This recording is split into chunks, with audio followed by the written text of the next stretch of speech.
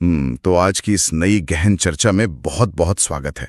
आज का विषय एक ऐसे सवाल से जुड़ा है जो अक्सर अखबारों की सुर्खियां पढ़ते हुए या फिर न्यूज़ देखते हुए जहन में आता ही है। हाँ, और वो सवाल ये है कि कानूनी दांव पेंच में उलझने पर आखिर शुरुआत कहाँ से की जाए। बिल्कुल, मतलब कोई भी आम नागरिक हो, उसके लिए ये तय करना कितना मुश्किल होता है कि इंसाफ के लिए डिस्ट्रिक्ट कोर्ट का दरवाजा खटखटाना है या सीधे हाई कोर्ट जाना है। सही कहा।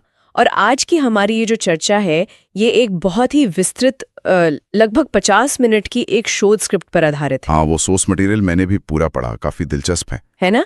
इस सोर्स मटेरियल ने भारत की अदालतों के पूरे ढांचे को उसकी एकदम जमीनी हकीकत के साथ खोलकर हमारे सामने रख दिया है। तो हमारा मिशन आज बहुत सीधा सा है, इस पूरी न्यायिक व्यवस्था की जो जटिलताएं हैं उन्हें सुलझाना है, वो भी बिना किसी इंफॉर्मेशन ओवरलोड के। एकदम, ताकि जो कानूनी अधिकार हैं और इन अदालतों के सही इस्तेमाल की एक स्पष्ट तस्वीर सबके सामने आ सके।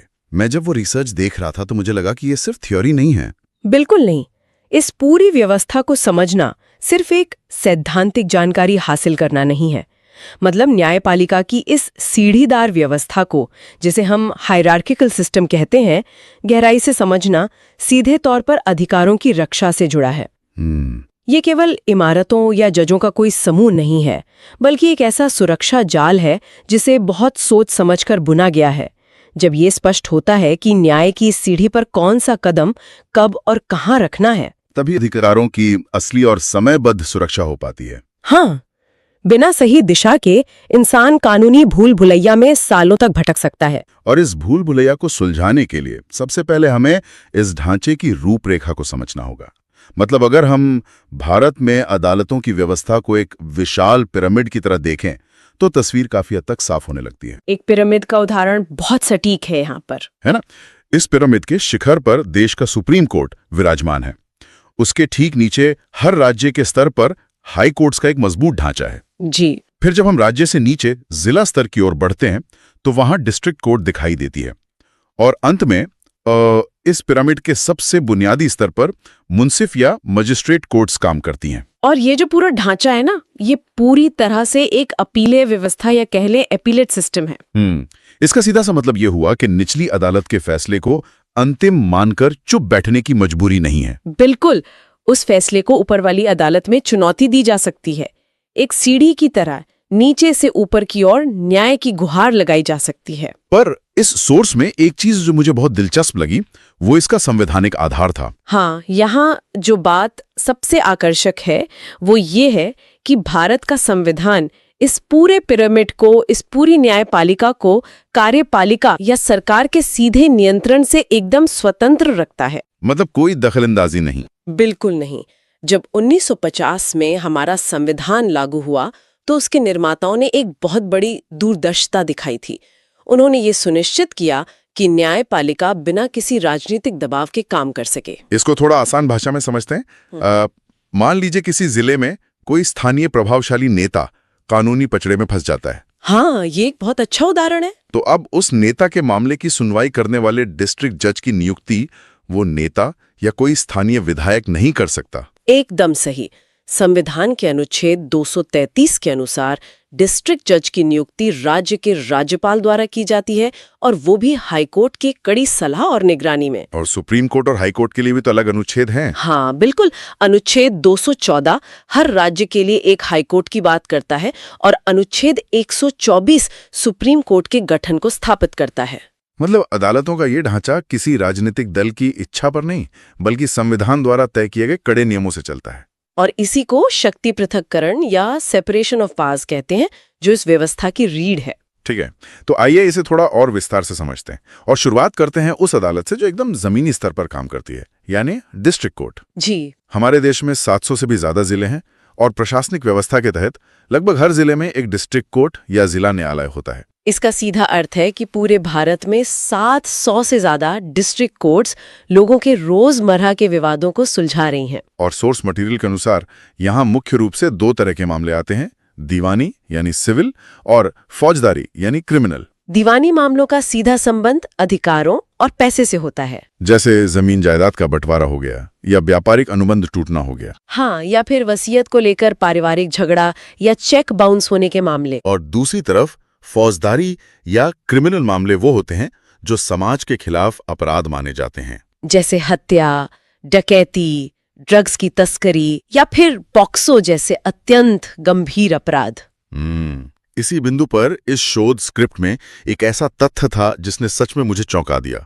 ये एक बहुत बड़ा आहा पल था मेरे लिए। मैं समझ सकती हूँ आप किस बात का जिक्र कर रहे हैं। हाँ, मतलब समाज में अक्सर ये मान लिया जाता है कि डिस्ट्रिक्ट कोर्ट और सेशंस कोर्ट दो अलग अलग अदालतें हैं। बिल्कुल, लोगों को लगता है कि उनकी इमारतें अलग होंगी या उनके जज अलग होंगे। पर जमीनी हकीकत तो ये है कि दोनों एक ही हैं। एकदम। इसे बस काम के बंटवारे के नजरिए से बनाया गया है। जब कोई जज अपनी कुर्सी पर बैठकर किसी जमीन के विवाद या तलाक जैसे सिविल मामले की सुनवाई कर रहे होते हैं तो उन्हें डिस्ट्रिक्ट जज कहा जाता है। सही। लेकिन जैसे ही लंच के बाद मान लीजिए वही जज किसी हत्या या डकैती जैसे क्रिमिनल मामले की फाइल खोलते हैं तो उनकी कानूनी टोपी बदल जाती है और उन्हें सेशंस जज पुकारा जाने लगता है। हाँ, अदालत वही है, कुर्सी वही है, बस मामले की प्रकृति बदलते ही उनका पदनाम और उनकी शक्तियां बदल जाती हैं। ये तो न्यायपालिका का एक ऐसा पहलू है जिसे ज्यादातर लोग समझ ही नहीं पाते। एक ही व्यक्ति दिन के अलग अलग समय पर अलग अलग भूमिकाएं निभा रहा है। और जब हम इन भूमिकाओं और शक्तियों की बात कर रहे हैं तो क्रिमिनल मामलों में एक सेशंस जज की सजा देने की ताकत बहुत व्यापक होती है। कितनी व्यापक? वो आजीवन कारावास दे सकता है, यहाँ तक कि सबसे कठोर सजा फांसी यानी मृत्युदंड तक सुना सकता है। बाप रे! ये एक स्थानीय स्तर के जज के लिए असीमित शक्ति की तरह लगता है। हाँ, सुनने में ऐसा ही लगता है। लेकिन यहाँ बात सच में बहुत दिलचस्प हो जाती है क्योंकि इस सिस्टम ने यहाँ एक बहुत बड़ा चेक एंड बैलेंस या सुरक्षा घेरा लगाया हुआ है। वो कैसे? एक डिस्ट्रिक्ट जज अगर किसी को फांसी की सजा सुना भी दे तो उस सजा पर तब तक अमल नहीं किया जा सकता जब तक कि उस राज्य की हाई कोर्ट उस सजा पर अपनी मोहर न लगा दे। अच्छा, मतलब फांसी तुरंत नहीं हो सकती? बिल्कुल नहीं। इस सुरक्षा घेरे को कानूनी भाषा में रेफरेंस की प्रक्रिया कहा जाता है। तो क्या ये कोई अपील है जो मुजरिम को खुद करनी पड़ती है? नहीं नहीं, ये कोई साधारण अपील नहीं है जहां सजा पाने वाले को खुद जाकर गुहार लगानी पड़े।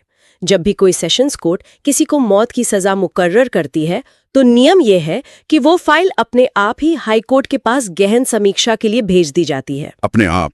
हाँ, ऑटोमेटिकली। ऐसा इसलिए किया गया है क्योंकि किसी का जीवन छीनना राज्य का सबसे बड़ा और अंतिम कदम होता है। इसमें रत्ती भर भी मानवीय चूक की गुंजाइश नहीं छोड़ी जा सकती। एकदम सही बात है। हाई कोर्ट उस पूरे मामले के सबूतों, गवाहों और कानूनी प्रक्रियाओं को दोबारा खंगालती है। अगर हाई कोर्ट को जरा भी संदेह होता है तो वो सजा को बदल सकती है। और जब हाई कोर्ट पूरी तरह संतुष्ट होकर उस कन्फर्मेशन पर हस्ताक्षर करती है तभी फांसी की सजा लागू हो सकती है। जी। इस तरह की करीम बिगरामी ही हाई कोर्ट को इतना महत्वपूर्ण बनाती है।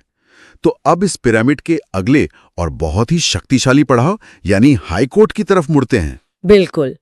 भारत के इतने विशाल भौगोलिक क्षेत्र और जनसंख्या को देखते हुए ये तथ्य थोड़ा हैरान करता है कि देश में कुल मिलाकर केवल 25 हाई कोर्ट्स हैं। हाँ, क्योंकि राज्य और केंद्र शासित प्रदेशों की संख्या तो इससे कहीं ज्यादा है। तो फिर यह तालमेल कैसे बैठता है? सोर्स के मुताबिक ऐसा इसलिए है क्योंकि कई हाई कोर्ट्स का अधिकार क्षेत्र एक से ज्यादा राज्यों तक फैला हुआ है। सही। जैसे कि गुवाहाटी हाई कोर्ट का उदाहरण ले लीजिए। ये एक अकेली अदालत असम, नागालैंड, मिजोरम और अरुणाचल प्रदेश इन चारों राज्यों की सर्वोच्च न्यायिक संस्था के रूप में काम करती है। और इसी तरह केरल हाई कोर्ट न केवल केरला राज्य बल्कि लक्षद्वीप द्वीप समूह के मामलों की भी सुनवाई करती है। तो हाई कोर्ट के इस ढांचे को और उसकी शक्तियों को गहराई से समझना बेहद जरूरी है। हाई कोर्ट के जजों की नियुक्ति की प्रक्रिया ही उन्हें एक विशेष स्तर की स्वतंत्रता देती है। इनकी नियुक्ति राष्ट्रपति करते हैं ना? हाँ, इनकी नियुक्ति सीधे भारत के राष्ट्रपति द्वारा कोलिजियम सिस्टम की सिफारिशों के आधार पर की जाती है। ये कोलिजियम सिस्टम वही है ना जहां जज ही जजों को चुनते हैं? बिल्कुल, जहां वरिष्ठ जजों का समूह ही नए जजों के नाम तय करता है जिससे बाहरी दखल कम हो।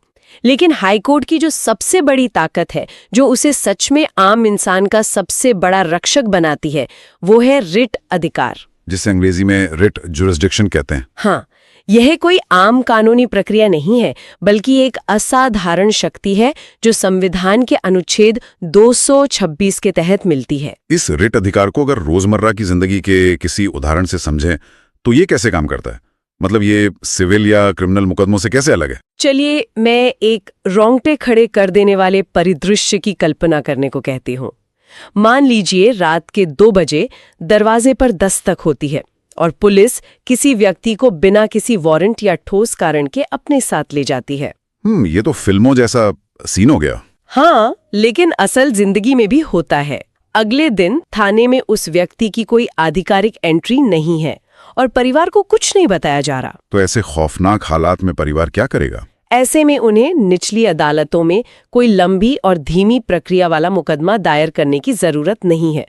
वे सीधे हाईकोर्ट का दरवाजा खटखटा सकते हैं। सीधे हाईकोर्ट? हाँ, ऐसे मामलों में हाईकोर्ट हेबियस कॉर्पस नाम की रिट जारी करती है, जिसका शाब्दिक अर्थ है शरीर को पेश करो। अच्छा। ये आदेश मिलते ही पुलिस प्रशासन बाध्य हो जाता है कि वो उस व्यक्ति को 24 घंटे के भीतर अदालत के सामने पेश करे और उसकी गिरफ्तारी का कानूनी कारण बताए। और अगर कारण अवैध हुआ तो उसे तुरंत रिहा कर दिया जाता है। ये शक्ति तो सीधे तौर पर मनमानी के खिलाफ एक बहुत बड़ी ढाल है। और मैंने सोर्स में मैंडेमस नाम की एक और रिट के बारे में भी पढ़ा था। वो किस तरह की परिस्थितियों में इस्तेमाल होती है? मैंडेमस का अर्थ है हम आदेश देते हैं। ये तब काम आता है जब सरकारी तंत्र पूरी तरह ठप पड़ जाए या कोई अधिकारी अपना काम करने से साफ इनकार कर दे। जैसे कोई उदाहरण? मान लीजिए कोई नागरिक सारे जरूरी दस्तावेज और फीस जमा करने के बाद भी अपना कानूनी लाइसेंस नहीं पा रहा है क्योंकि संबंधित अधिकारी जानबूझकर फाइल दबाकर बैठा है या रिश्वत की उम्मीद कर रहा है। जो कि बहुत आम बात है। बिल्कुल। ऐसे में पीड़ित व्यक्ति सीधे हाईकोर्ट जाकर मैंडेमस रिट की मांग कर सकता है। तो हाईकोर्ट उस अधिकारी को सीधे आदेश दे सकती है? एकदम। हाईकोर्ट उस सरकारी अधिकारी को उसका कानूनी कर्तव्य निभाने का सीधा आदेश दे सकती है। इस तरह के मामलों में हाईकोर्ट की शक्ति डिस्ट्रिक्ट कोर्ट से कहीं ज्यादा त्वरित और असरदार होती है। इसके अलावा शोध स्क्रिप्ट में हाईकोर्ट को कोर्ट ऑफ रिकॉर्ड भी कहा गया है। अब ये शब्द सुनने में ऐसा लगता है जैसे कोई बहुत बड़ा अभिलेखागार या लाइब्रेरी हो जहां पुराने फैसले धूल फांक रहे हों। हाँ, नाम से तो ऐसा ही लगता है। लेकिन कानूनी नजरिए से इसका अर्थ बहुत गहरा है ना? बिल्कुल। कोर्ट ऑफ रिकॉर्ड होने का कानूनी प्रभाव बहुत व्यापक होता है। इसका मतलब ये नहीं है कि फैसले सिर्फ फाइलों में बंद रखे जाएंगे। तो फिर इसका क्या मतलब है? इसका अर्थ ये है कि हाईकोर्ट जो भी फैसला सुनाती है वो फैसला भविष्य के लिए एक नजीर या प्रेसिडेंट बन जाता है। एक प्रेसिडेंट बन जाता है। इसे थोड़ा और आसान करते हैं। हाँ, इसे एक उदाहरण से समझते हैं। अगर किसी हाईकोर्ट ने संपत्ति के बंटवारे से जुड़े किसी पेचीदा कानून की एक नई व्याख्या कर दी है तो वह व्याख्या अब उस राज्य का कानून बन गई है। अच्छा, तो भविष्य में उस राज्य की सभी 700 से ज्यादा डिस्ट्रिक्ट कोर्ट्स या निचली अदालतों को उस फैसले का सम्मान करना ही होगा? बिल्कुल करना होगा। कोई भी निचला जज उस व्याख्या के खिलाफ जाकर अपना फैसला नहीं सुना सकता। हाईकोर्ट का बोला हुआ हर शब्द राज्य के बाकी सभी अदालतों के लिए एक अटल नियम की तरह काम करता है। इस पूरी व्यवस्था को अगर जमीनी हकीकत की कसौटी पर कसें तो मुझे लगता है डिस्ट्रिक्ट कोर्ट और हाईकोर्ट के बीच का अंतर केवल शक्तियों का नहीं है, तो और क्या है, बल्कि पहुंच और संसाधनों का भी है। खर्च और भाषा के मोर्चे पर दोनों में जमीन आसमान का फर्क है। मैं पूरी तरह से सहमत हूँ। डिस्ट्रिक्ट कोर्ट को आम इंसान की पहुंच में रखने के लिए डिजाइन किया गया है। वहाँ कोर्ट की फीस बहुत मामूली होती है। वकीलों का खर्च एक आम आदमी बर्दाश्त कर सकता है। और सबसे बड़ी बात, वहाँ की पूरी कागजी कार्रवाई और बहस स्थानीय भाषा में होती है। हाँ, चाहे वो मराठी हो, तमिल हो या हिंदी, एक आम नागरिक समझ सकता है कि उसके मामले में क्या चल रहा है। इसके विपरीत हाईकोर्ट का माहौल बहुत अलग होता है। वो एक महंगी प्रक्रिया है जहां बड़े वकीलों की भारी फीस देनी पड़ती है और काम मुख्य रूप से अंग्रेजी में ही चलता है। हालांकि कुछ राज्यों ने अब हाईकोर्ट में हिंदी को थोड़ी अनुमति देनी शुरू की है, लेकिन फिर भी भाषा की दीवार बहुत बड़ी है। और ये पहुंच का अंतर अनुभव और योग्यताओं में भी दिखाई देता है। न्यायपालिका के मानकों के अनुसार एक डिस्ट्रिक्ट जज की कुर्सी तक पहुंचने के लिए कम से कम 7 साल का वकालत का अनुभव होना चाहिए। और हाईकोर्ट के लिए? हाईकोर्ट का जज बनने के लिए यह अनुभव कम से कम 10 साल का होना अनिवार्य है। और अगर हम अधिकार क्षेत्र या जुरिस्डिक्शन को देखें तो डिस्ट्रिक्ट कोर्ट की सीमाएं केवल उस जिले के नक्शे तक ही सीमित होती हैं। लेकिन हाईकोर्ट का अधिकार क्षेत्र पूरे राज्य पर लागू होता है, यहाँ तक कि राज्य की सभी डिस्ट्रिक्ट कोर्ट्स उसी हाईकोर्ट के सख्त प्रशासनिक नियंत्रण में काम करती हैं। मतलब जजों के तबादले से लेकर अनुशासन और छुट्टियों तक का हर फैसला हाईकोर्ट के हाथ में होता है। एकदम सही। चलिए इन दोनों के काम करने के तरीके को कुछ व्यावहारिक परिदृश्यों के जरिए स्पष्ट करते हैं ताकि कोई कंफ्यूजन न रहे। हाँ, प्रैक्टिकल सिनारियो से समझना हमेशा बेहतर होता है। मान लीजिए रामलाल और श्यामलाल नाम के दो किसानों के बीच खेत की मेड़ या जमीन के एक टुकड़े को लेकर कई पीढ़ियों पुराना विवाद है। क्या वो सीधे हाई कोर्ट का दरवाजा खटखटा सकते हैं? जवाब है बिल्कुल नहीं। इस मामले की शुरुआत हमेशा उनके ही जिले की डिस्ट्रिक्ट कोर्ट यानी सिविल कोर्ट से होगी। क्योंकि हाई कोर्ट जमीन नापने या स्थानीय गवाहों के बयान दर्ज करने का काम तो नहीं करती। बिल्कुल नहीं।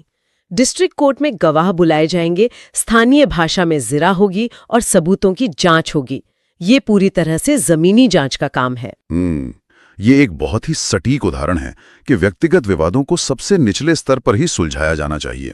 लेकिन इस तस्वीर का दूसरा पहलू भी है ना? हाँ, बिल्कुल है। अगर कोई ऐसा मुद्दा सामने आता है जो केवल दो व्यक्तियों का नहीं बल्कि हजारों लोगों के जीवन या स्वास्थ्य से जुड़ा है, जैसे कोई बड़ी फैक्ट्री किसी नदी में जहरीला रसायन छोड़ रही हो, हाँ, और उससे आसपास के 50 गांव का पानी दूषित हो रहा हो, तो ऐसे में डिस्ट्रिक्ट कोर्ट जाने की जरूरत नहीं है। इसे ही जनहित याचिका या PIL कहते हैं ना? जी, पब्लिक इंटरेस्ट लिटिगेशन। जनहित के मामलों में जहां बड़े पैमाने पर लोगों के मौलिक अधिकारों का हनन हो रहा हो, सीधे हाई कोर्ट या फिर देश के सुप्रीम कोर्ट का दरवाजा खटखटाया जाता है। अब इसी बीच एक और नाम बहुत सुनने को मिलता है न्यूज में, फास्ट ट्रैक कोर्ट्स। हाँ, ये आजकल काफी चर्चा में रहते हैं। अक्सर खबरों में आता है कि बलात्कार या पॉक्सो जैसे बेहद संवेदनशील और गंभीर मामलों के त्वरित निपटारे के लिए फास्ट ट्रैक कोर्ट्स बनाए गए हैं।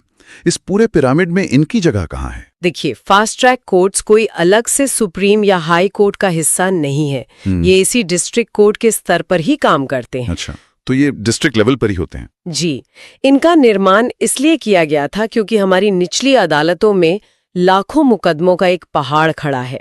किसी गंभीर मामले की सुनवाई सालों साल न खिंचे, इसलिए डिस्ट्रिक्ट लेवल पर ही एक अलग से अदालत निर्धारित कर दी जाती है, जिसका काम केवल उन विशिष्ट मामलों की सुनवाई करना होता है। हाँ, रोजमर्रा के आधार पर बिना किसी लंबी तारीख के तेजी से सुनवाई करना। लेकिन न्यायिक पदानुक्रम में उनका दर्जा एक डिस्ट्रिक्ट या सेशंस कोर्ट के बराबर ही होता है। यहाँ मुझे लगता है ये विचार करना बहुत महत्वपूर्ण हो जाता है कि क्या ये फास्ट ट्रैक व्यवस्था वाकई में न्याय की गति को अंतिम रूप से तेज कर पाती है? ये एक बहुत ही जरूरी सवाल है। क्योंकि अगर फास्ट ट्रैक कोर्ट 6 महीने में अपना फैसला सुना भी दे, तो भारत के अपीलीय सिस्टम के कारण हारने वाला पक्ष तुरंत उस फैसले को हाई कोर्ट में चुनौती दे देता है। और हाई कोर्ट में तो पहले से ही मुकदमों की लंबी कतार है। बिल्कुल। तो ऐसा लगता है जैसे फास्ट ट्रैक कोर्ट्स केवल उस पहले पड़ाव को जल्दी पार करवा देते हैं, लेकिन हाई कोर्ट के स्तर पर आकर मामला फिर उसी पुरानी रफ्तार में फंस जाता है। मैं कहूंगी कि ये इस पूरे ढांचे की सबसे बड़ी विडंबना है। अपीलीय व्यवस्था का मतलब ही यही है कि हर फैसले को चुनौती दी जा सकती है। इसलिए फास्ट ट्रैक की अवधारणा केवल जमीनी स्तर तक ही सीमित रह जाती है। वो न्याय की अंतिम मंजिल तक पहुंचने की गारंटी नहीं दे पाती। जब तक ऊपर की अदालतों की क्षमता और गति नहीं बढ़ती, तब तक पिरामिड के निचले हिस्से को तेज करने से अंतिम परिणाम पर बहुत बड़ा असर नहीं पड़ता। तो इस सब का मतलब क्या है? इस पूरे विश्लेषण से ये स्पष्ट हो जाता है कि डिस्ट्रिक्ट कोर्ट न्याय की उस इमारत का दरवाजा है जो आम नागरिक के सबसे करीब है। बिल्कुल। चाहे मामला जमीन के विवाद का हो या किसी आपराधिक घटना का, न्याय की शुरुआत वहीं से होती है जहां गवाहों और सबूतों को पहली बार परखा जाता है। वहीं दूसरी ओर हाई कोर्ट राज्य की सर्वोच्च न्यायिक शक्ति है। यह केवल अपील सुनने की जगह नहीं है, बल्कि हमारे मौलिक अधिकारों की रक्षा करने वाला एक बहुत बड़ा प्रहरी है, जो पूरे राज्य की न्यायिक व्यवस्था को एक दिशा देता है। और किसी भी नागरिक के लिए इन दोनों के बीच के इस फर्क और इनकी कार्यप्रणाली को समझना इसलिए बहुत जरूरी है ताकि कानूनी संकट के समय सही दिशा में कदम बढ़ाया जा सके और बेवजह के भटकाव और आर्थिक नुकसान से बचा जा सके। एकदम सही। अगर हम इसे बड़ी तस्वीर से जोड़कर देखें ना, तो आज की इस पूरी चर्चा में हमने केवल ईंट और पत्थर से बनी अदालतों, कुर्सियों पर बैठे जजों और एक कोर्ट से दूसरी कोर्ट तक जाने वाली कागजी फाइलों के सफर की बात की है, जो कि एक पूरी तरह से भौतिक और पारंपरिक व्यवस्था है। हाँ, लेकिन दुनिया बहुत तेजी से बदल रही है। जिस तरह से आर्टिफिशियल इंटेलिजेंस और ऑनलाइन विवाद समाधान प्रणालियां विकसित हो रही हैं, जहां छोटे-मोटे दीवानी विवाद या ई-कॉमर्स से जुड़े झगड़े एल्गोरिदम की मदद से इंटरनेट पर ही कुछ मिनटों में सुलझाए जा रहे हैं। बिल्कुल। तो एक बहुत ही गहरा सवाल पैदा होता है, आने वाले कुछ दशकों में क्या आम नागरिकों के लिए न्याय की ये 700 जिलों में फैली विशालकाय भौतिक इमारतों और पिरामिड वाली व्यवस्था प्रासंगिक रह जाएगी? सोचने वाली बात है। या फिर भविष्य का न्याय का ढांचा इन पारंपरिक सीढ़ियों से पूरी तरह मुक्त होकर एक डिजिटल रूप ले लेगा? ये एक ऐसा विचार है जो न्याय की पूरी परिभाषा को ही बदल सकता है। ये वास्तव में एक ऐसा विचार है जो न्याय के भविष्य को लेकर कई नई खिड़कियां खोलता है। क्या हमारी आने वाली पीढ़ियां न्याय के लिए अदालत की सीढ़ियां चढ़ेंगी